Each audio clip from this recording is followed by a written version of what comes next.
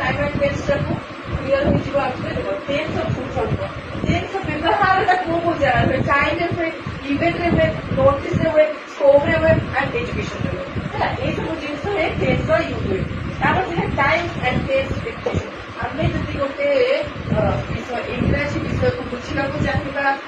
ताको यूज करिया को चाहेगा एंड ताको माने निजे निजे मन को इंग्लिश टा को अनुवाद करके आगे से ताको देखिया को चाहिबा सेतबेले हमको दीटा जिंस आवश्यकता पड़े एक्चुअली को लाइन रे रहउची एंड एक्चुअली को टेन्स रहउची एटा जदि हम कांसेप्ट टा क्लियर थिबो हमें इंग्लिश टू इंग्लिश कथावार्ता रे हेई परिबा जदि हम प्रैक्टिस रखिथौ ताहेले तो देखो टाइम का रेफर कर जानिबा और टेन्स का रेफर करना टाइम रेफर कर गोटे यूनिवर्सल कांसेप्ट टाइम कौन केबे रहे गतिशील ना सब बेले समय गतिशील एबे समय चलछि आगु मध्य चलछि